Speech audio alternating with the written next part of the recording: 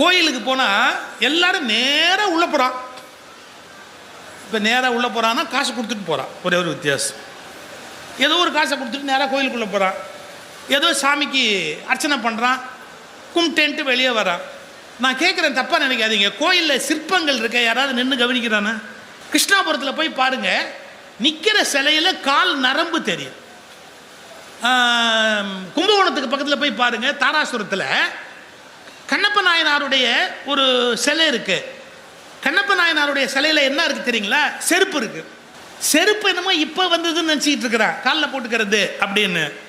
ஆனால் கண்ணப்ப நாயனார் சிலை பண்ணியிருக்கான் பார்த்தீங்களா, அந்த சிலையில் காலில் போட்டிருக்கிற செருப்பில் இப்போ இருக்கிற லேட்டஸ்ட் செருப்புலெல்லாம் இல்லாத டிசைனை அந்த சிற்பி செதுக்கியிருக்கான்.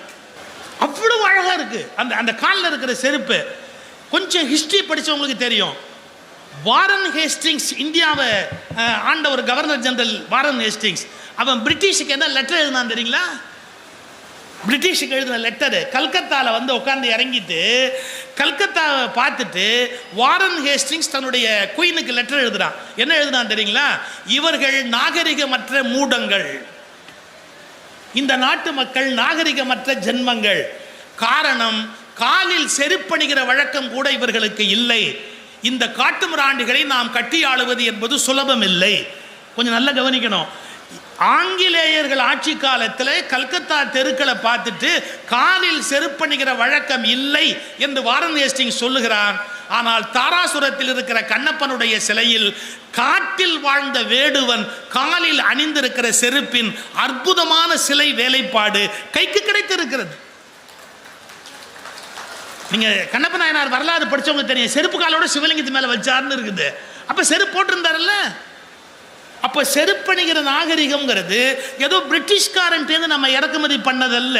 இந்த மண்ணில் ஏற்கனவே அந்த நாகரிகம் பூத்து வளர்ந்து இருந்தது என்பதற்கு எத்தனை பெரிய அடையாளம் இது.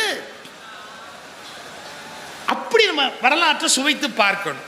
இது செருப்பணிவதற்கு கூட அறிவில்லாத சமூகம்னு வாரன் ஹேஸ்டிங்ஸ் எழுதினதுக்கு நேர்மாறா காலில் செருப்பணிந்த வேடுவனுடைய சிலை இந்த நாட்டு கோயிலுக்குள் இருக்கிறது.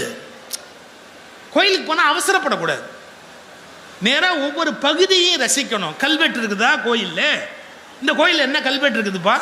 இந்த கல்வெட்டெல்லாம் தொகுத்து கோயிலில் புஸ்தகம் போட்டிருக்காங்களா? அதில் என்ன வரலாறு இருக்குது? எந்த நூற்றாண்டில் என்னென்ன நடந்தது? இந்த மண்டபம் எந்த நூற்றாண்டில் கட்டினாங்க? இந்த மண்டபம் எந்த நூற்றாண்டில் கட்டினாங்க? இந்த மண்டபத்துக்கு இந்த மண்டபத்துக்கு என்ன வித்தியாசம்? கொஞ்சம் கவனிக்கணுமா இல்லையா?